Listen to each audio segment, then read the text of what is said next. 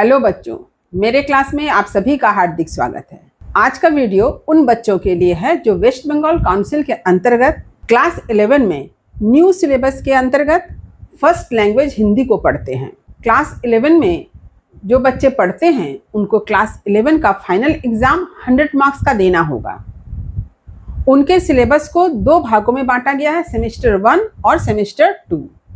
Semester 1 40 marks का है, semester 2 भी 40 मार्क्स का है। तो इस तरह सेमेस्टर 1 और सेमेस्टर 2 दोनों के 40 मार्क्स मिलाकर हो गए कुल 80 मार्क्स।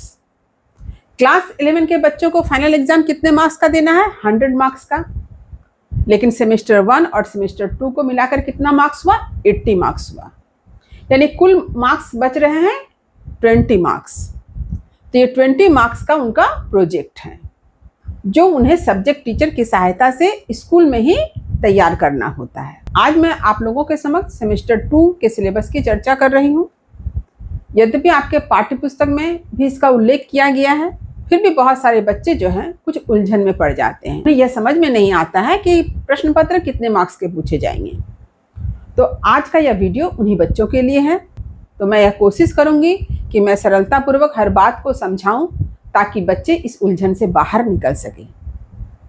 तो चलिए आरंभ करती हूँ कि सेकेंड सेमेस्टर के अंतर्गत उन्हें क्या क्या पढ़ना है और उनके प्रश्न पत्र में जो प्रश्न पूछे जाएंगे वे किस तरह के होंगे और कितने मार्क्स के होंगे। चलिए आरंभ कर रही हूँ। देखिए क्लास 11 सेमेस्टर 2 सब्जेक्ट हिंदी। ये हिंदी फर्स्ट लैंग्वेज हिंदी है, इसे आप हमेशा याद रखें। तो देखिए फुल मार्क्स कितना है? 40। यानी सेमेस्टर 1 का एग्जाम आपने दिया 40 मार्क्स का। अब जब सेमेस्टर 2 का एग्जाम देंगे तो वह भी होगा 40 मार्क्स का। तो सेमेस्टर 2 के सिलेबस को 3 यूनिट में बांटा गया है। पहला देखिए यूनिट 1, दूसरा है देखिए यूनिट 2 और तीसरा है यूनिट 3। यानी यूनिट 1, यूनिट 2 और यूनिट 3। अब देखते हैं कि यूनिट 1 में हमें क्या पढ़ना है, यूनिट 2 में हमें क्या पढ़ना है, यूनिट 3 में क्या पढ़ना है और प्रश्न पत्र किस तरह के पूछे जाएंगे और कितने मार्क्स का होगा। तो देखिए यूनिट 1 को भी दो भागों में बांटा गया है, साहित्य क और साहित्य ख। तो साहित्य क के अंतर्गत हमें काव्य यानी कविता पढ़नी है। साहित्य ख के अंतर्गत हमें गद्य पढ़ना है जो कहानी निबंध आपके पुस्तक में दी गई है। तो कौन कौन सी कविता पढ़नी है? देखिए मैथिली शरण गुप्त की सखी वे मुझसे कहकर जाती।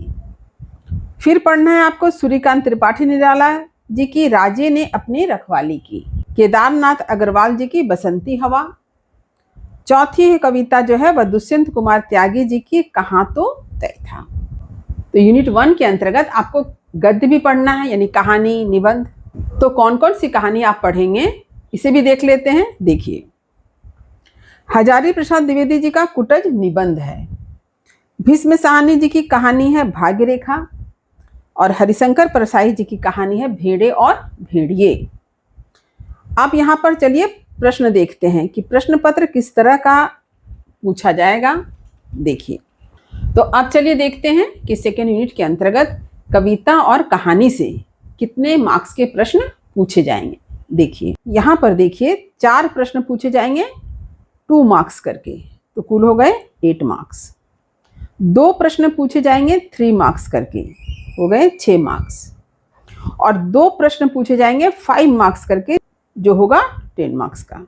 तो इस 8, 6 और 10 इसे अगर जोड़ते हैं तो कुल कितना मार्क्स आता है? 24। यानी कविता और कहानी से कुल 24 मार्क्स के प्रश्न पूछे जाएंगे। इस तरह से कविता और कहानी से कुल कितने मार्क्स के प्रश्न पूछे जाएंगे? 24 मार्क्स के, जिसमें से 4 प्रश्न होंगे 2-2 मार्क्स करके, 2 प्रश्न होंगे 3-3 मार्क्स करके और 2 प्रश्न होंगे 5-5 मार्क्स करके। तो आपके सेमेस्टर 2 में MCQ टाइप प्रश्न नहीं पूछे जाएंगे क्योंकि सेमेस्टर 1 में जो परीक्षा हुई थी वहीं पर आपसे MCQ टाइप प्रश्न पूछे गए थे। यहाँ पर SAQ टाइप है और लॉन्ग आंसर टाइप क्वेश्चन पूछे जाएंगे। अब चलिए देखते हैं यूनिट 2 में आपको क्या पढ़ना है। देखिए यूनिट 2 में आपको पढ़ना है उपन्यास। आपने उपन्यास सेमेस्टर 1 में भी पढ़ा है। क्लास 11 के बच्चों को दो उपन्यासों में से किसी एक उपन्यास को पढ़ना होता है, गबन या ग्लोबल गांव के देवता। मुंशी प्रेमचंद गबन उपन्यास अध्याय 27 से अंत तक, यानी जिन बच्चों ने गबन उपन्यास को सेमेस्टर 1 में पढ़ा है वे सेमेस्टर 2 में भी गबन उपन्यास को पढ़ेंगे अध्याय 27 से लेकर अंत तक। और जिन बच्चों ने गबन उपन्यास नहीं पढ़ा है तो उन्होंने कौन सा उपन्यास पढ़ा है? रणेंद्र जी का ग्लोबल गांव के देवता। तो सेमेस्टर 1 में उन्होंने जहां तक पढ़ा है उसके बाद का जो पार्ट बचा है, यानी पृष्ठ संख्या 51 से अंत तक, ये उन्हें सेमेस्टर 2 में पढ़ना है। यानी सेमेस्टर 2 में आपको दो उपन्यास में से किसी एक उपन्यास को पढ़ना है। तो उपन्यास से कितने मार्क्स के प्रश्न पूछे जाएंगे ये देख लेते हैं। देखिए, उपन्यास से जो प्रश्न पूछे जाएंगे उसमें 5 प्रश्न होंगे 1 मार्क्स करके और 2 प्रश्न होंगे 3-3 मार्क्स करके, यानी कुल हो गए कितने? 11 मार्क्स। तो उपन्यास से कुल 11 मार्क्स के प्रश्न पूछे जाएंगे। अब चलिए देखते हैं यूनिट 3 में क्या पढ़ना है आपको। देखिए यूनिट 3, यहाँ पर आपको रचना पढ़ना है, पत्र लेखन, अनुच्छेद लेखन और अंग्रेजी से हिंदी अनुवाद। तो यूनिट 3 के अंतर्गत आपको क्या क्या पढ़ना है? पत्र लेखन यानी लेटर राइटिंग, अनुच्छेद लेखन यानी पैराग्राफ राइटिंग और अंग्रेजी से हिंदी अनुवाद यानी ट्रांसलेशन।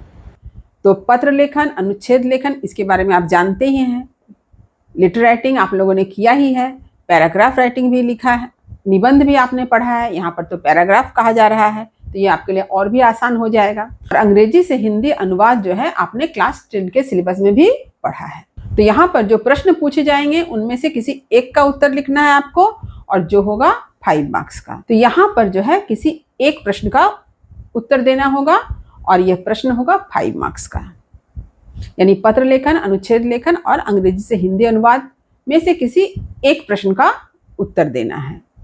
तो इस तरह से यूनिट 1, यूनिट 2 और यूनिट 3 के अगर मार्क्स को जोड़े तो कुल मार्क्स कितने हो जाएंगे?